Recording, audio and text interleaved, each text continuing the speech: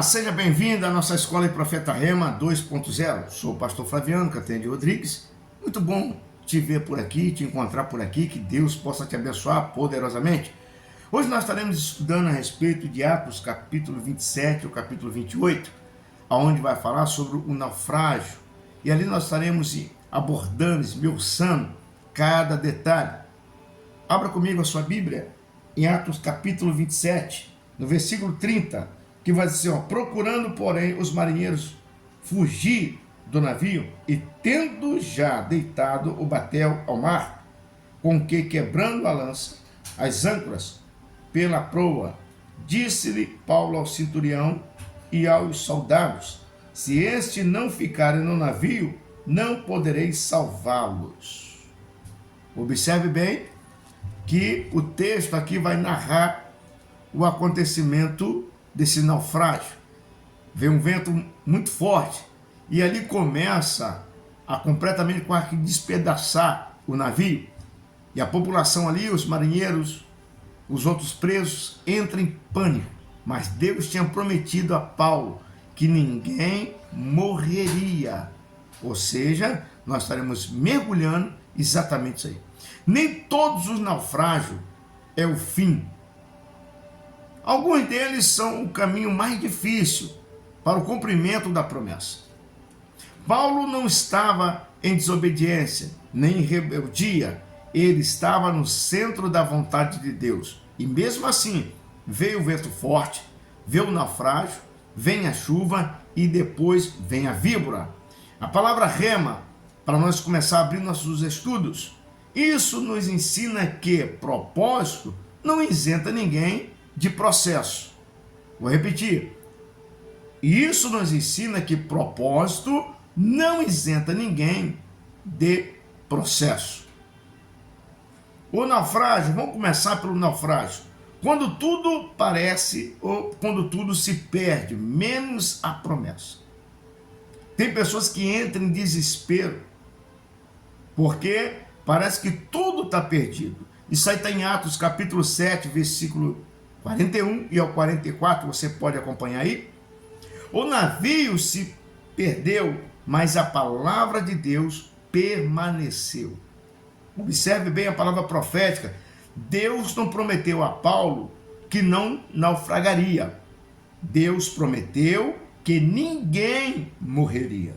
Vou repetir, muitas das vezes as pessoas acham, por ser crente, por ser pastor, por ser evangelista, por ser missionário, por ser um homem de Deus, que está dotado da unção, que as dificuldades não vão chegar. Ela vai chegar. Mas também não quer dizer que ela vai te levar para baixo. É isso que está acontecendo aqui. Deus não prometeu a Paulo que ele não ia naufragar. Deus promete para ele que ninguém morreria. A palavra rema, às vezes Deus permite que o navio se quebre para mostrar a nossa confiança, ou seja, que não está no meio, mas está na promessa. Às vezes Deus vai permitir mesmo que o navio se quebre, que as coisas dêem errado, que nós perdemos algumas coisas, mas isso não quer dizer que é perca total. Isso é só para provar que a nossa fé não está ali no meio, mas está na promessa. O que foi que Deus te prometeu? Se foi Deus que te prometeu, então ainda está de pé. Guarde bem isso. Você não perde coisas, você pode até perder coisas, mas se a promessa estiver viva em você, então o propósito está de pé. Vou repetir, você pode perder bens materiais. O que você não pode perder é a promessa do propósito ou propósito sobre a tua vida. Se a promessa estiver viva dentro de você, tu pode ter certeza, meu amigo, que o propósito ainda continua de pé. Vamos dar uma olhadinha agora sobre a chuva. Lembrando que isso é um cenário, nós temos vento, nós temos chuva, nós temos naufrágio e nós temos a víbora. Mas vamos dar uma olhadinha agora no cenário da chuva. Isso aí está em Atos capítulo 28, no verso 2. Se você abrir a sua Bíblia aí, havendo se escapado, então soube-se que a ilha se chamava Malta. Observe bem que agora eles chegam na ilha chamada Malta. Paulo sobrevive ao mar, mas agora enfrenta o frio? Por que tem a chuva? Por que tem um vento? Por que tem um naufrágio? Por que tem a vibra? Se você olhar a Bíblia com os olhos naturais, meu amigo, você só vai ver passagens, você só vai ver letras. Cada passagemzinha dessa daí, Deus tem uma palavra profética poderosa sobre a tua vida. Basta ler, meditar e entender com os olhos espirituais. A palavra profética, depois da vitória, vem o desânimo. Depois do livramento, vem o cansaço. Observe bem que vem agora que? A chuva. Quando se fala sobre chuva, simboliza algumas coisas, simboliza desânimo, sensação que já sofreu demais, frustrações. Então, quando você encontra essa palavra chuva aqui na parte aqui do apóstolo Paulo, como também aquelas duas casas, uma que é na areia e outra na rocha, toda vez que você encontra a palavra chuva, ela vai querer simbolizar isso aqui, ó, frustrações, desânimo e sensação que já sofreu demais. Lembrando, depois de uma grande vitória, vem o desconforto. E depois do grande livramento, vem também o cansaço. As frustrações, desânimo, sensação que já sofreu demais. O problema não era a chuva cair, é você parar por causa dela. Guarde bem isso. A chuva ela vai cair, mas também não podemos parar por causa dela. Você já chegou bastante longe. Se não morreu no mar, vai morrer na chuva? De jeito nenhum. Observe bem que Paulo ele não para. Ele vai catar graveto, está todo mundo se tremendo lá, mas ele vai catar graveto. Isso aí está no versículo 3 de Atos capítulo 28. Observa bem aqui, que vai dizer assim: e havendo Paulo ajuntando-se umas quantidade de vides, e apôs no fogo uma víbora, fugindo do calor, lhe atacou as mãos. Quando ele vai ajuntar o graveto, observe que vem agora quem? Uma víbora. Paulo não para. Mesmo sendo o apóstolo Paulo, ele não para. Não se isola, não se vitimizou, foi ajudar a juntar lenha. Observe bem isso.